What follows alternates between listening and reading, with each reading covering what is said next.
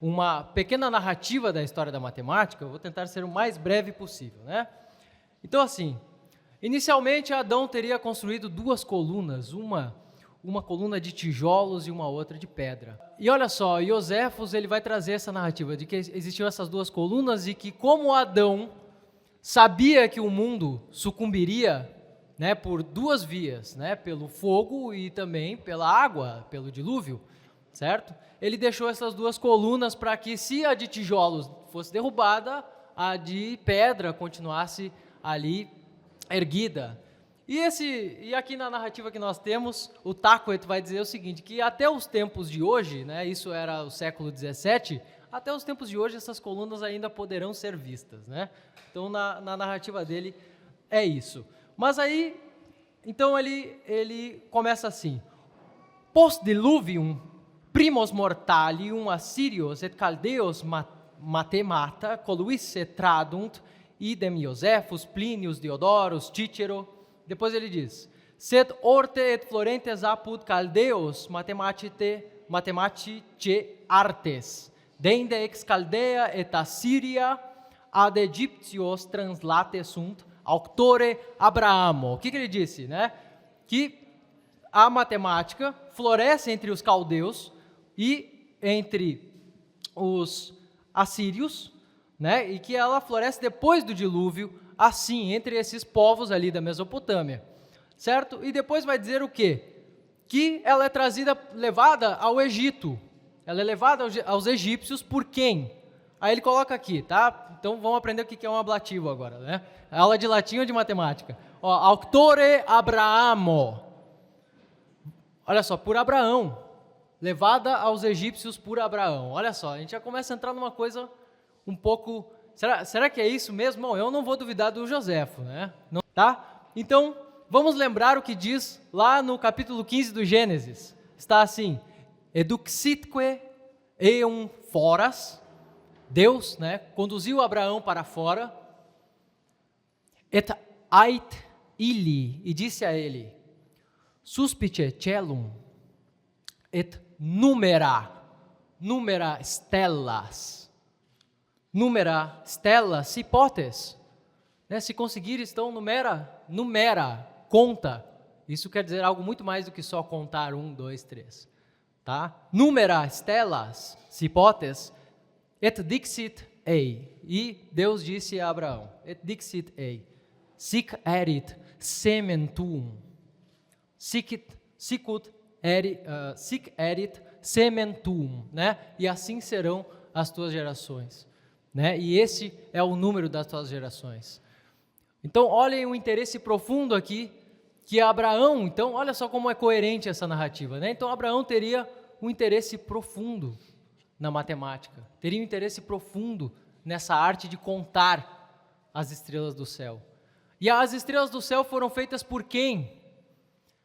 Foram feitas por quem? Pelo próprio Deus. Está lá, o firmamento. Depois as estrelas. E quem dá ordem e beleza às estrelas? Quem constrói todas essas coisas e coloca os números nas estrelas também? É o próprio Deus, né? Então nós estamos procurando aqui alguma face, algum aspecto de Deus também nesse estudo, certo? E depois ele continua a narrativa aqui, ele continua a narrativa e diz que Abraão viu que os egípcios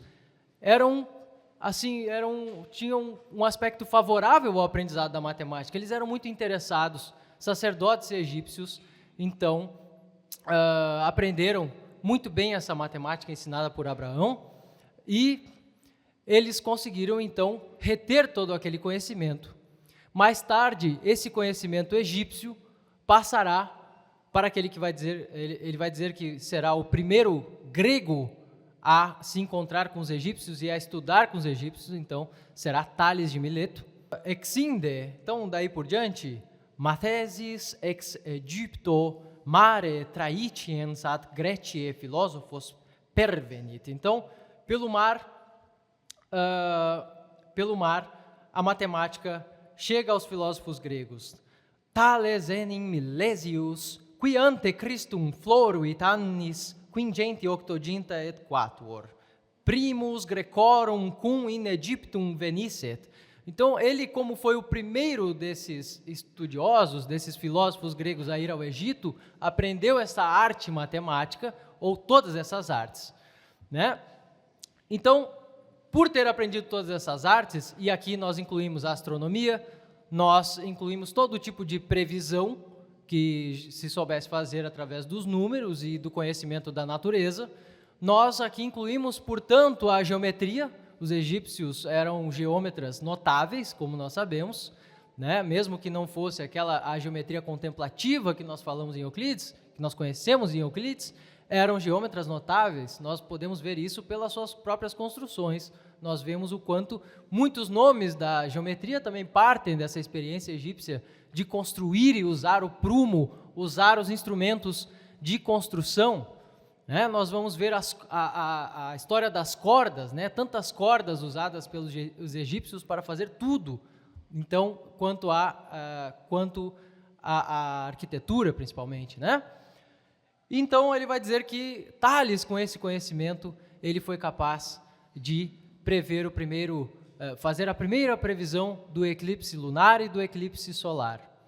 Ele vai dizer que Tales foi, então, o primeiro a dominar essa arte entre os gregos e a dar ainda uma interpretação lógica a essa arte e a difundir um pouco dessa vastidão de conhecimento egípcio. Nós poderíamos falar muitas outras histórias de Tales que são interessantíssimas aqui, do poder que ele adquire com as suas meditações sobre a natureza, né? Mas nós temos ali, então, por fim, a última coisa que eu separei para ser, né, até o ponto que eu separei para ser a narrativa aqui de Taquet, tá? Que ele diz assim: Post unc Pitágoras samius ille philosophorum antiquissimus, né? Aquele antiguíssimo entre os filósofos, matemáticas, disciplinas, vehementer auxit, aumenta, vehementer, isso aí é um advérbio, acho que todo mundo já notou o que significa. Vehementer auxit ornavitque. Então, ele ornou e aumentou essa arte, as artes matemáticas. E que aumento seria esse, então? Ao que parece, Pitágoras é um dos primeiros, ou é o primeiro que vai dizer que todas as coisas são possíveis porque há uma unidade primordial. Uma unidade é primordial. Por quê? Porque é dela que ela, somando-se a si mesma e criando-se a si mesma, resulta em todo o universo, em toda a criação divina. E quando nós notamos que a aritmética, a primeira das artes matemáticas, tem disso, nos leva ao padrão, à razão dos números, no seu princípio da contagem, nós começamos a vislumbrar um pouco dessa arquitetura divina que se esconde em todas as coisas as quais nós, humanos, podemos pensar. Então, nós temos alguns documentos importantes da matemática no contexto do Egito Antigo, da Mesopotâmia. Por exemplo, a tabuinha Plimpton 322 é um importante documento para o estudo da matemática mesopotâmica. Nós já vimos ali algum desenvolvimento algébrico, mas aquilo que os matemáticos chamam de uma álgebra retórica. Os mesopotâmicos, eles não conseguiram dar esse salto qualitativo de desenvolvimento de uma teoria geral. Os problemas eram resolvidos por analogia com outros problemas já resolvidos. No Egito, nós temos o documento mais importante, é o papiro de Rinde, também traz algumas informações muito preciosas sobre a matemática.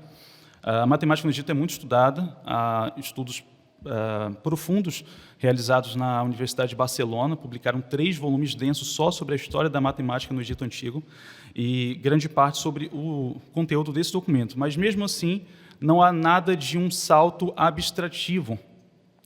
Eles já conheciam, por exemplo, as propriedades de certos triângulos, nós chamamos de pitagóricos, ou triângulos retângulos, mas sempre com quantidades bem definidas. Eles não conseguiram dar esse salto qualitativo e abstrativo de desenvolver uma teoria geral a partir de um exame da realidade sensível.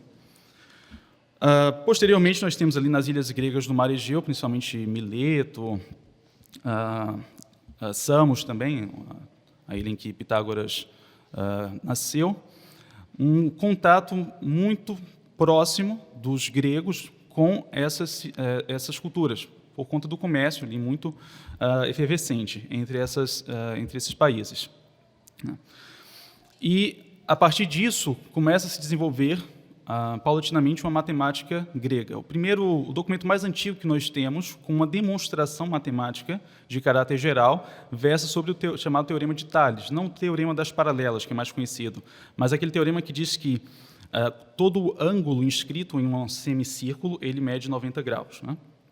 Então, a primeira demonstração prática, antes de Tales, os matemáticos mesopotâmicos, egípcios, matemáticos chineses também, eles faziam afirmações por um processo imperfeito de indução, porque existe a indução matemática, que, na verdade, embora tenha o nome de indução, é um processo dedutivo, porque ele produz resultados universalmente confiáveis. Eles verificavam, olha, acontece tantas vezes, deu certo, então eu posso determinar que isso seja uma verdade universal. E isso leva a muitos erros. Né? Depois de Pitágoras, nós temos Platão.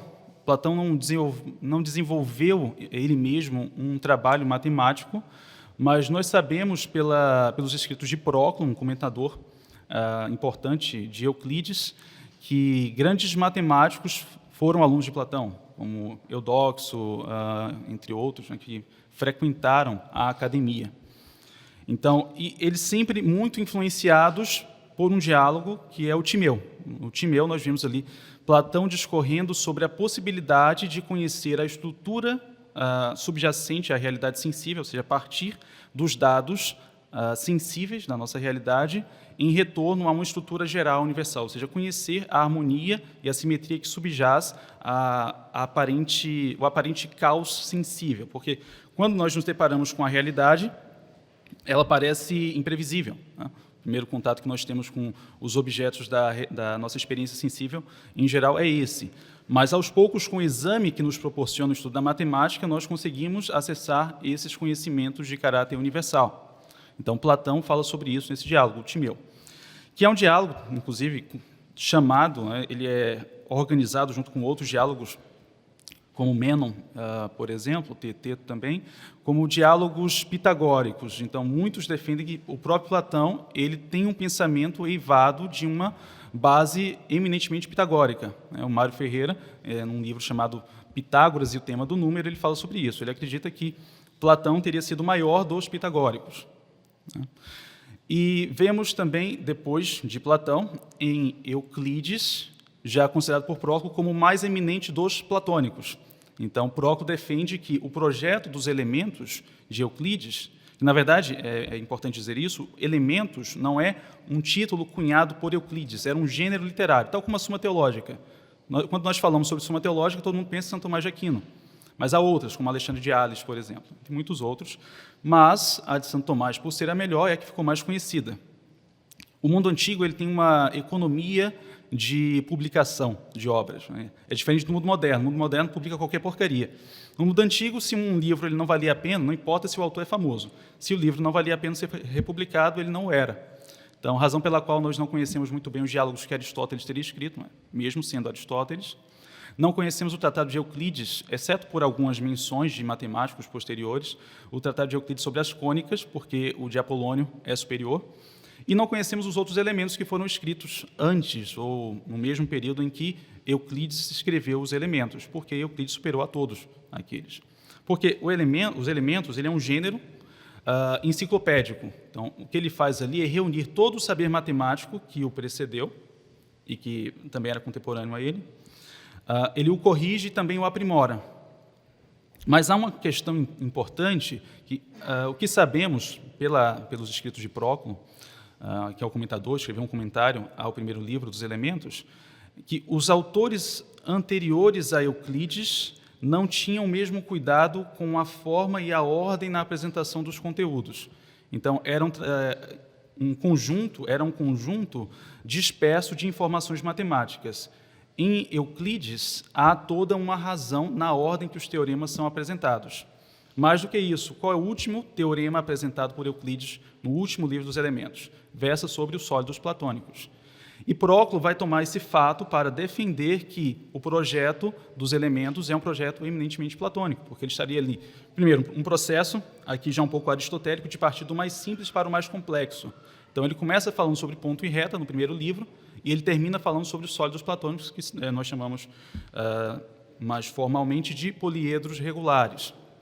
Então, é como se Euclides estivesse trilhando o caminho em direção ao mundo das ideias pela via da matemática, que é o tipo de concepção do saber, do estudo da matemática, que vai ser utilizado, vai ser aplicado no contexto do ensino do quadrivium na Idade Média.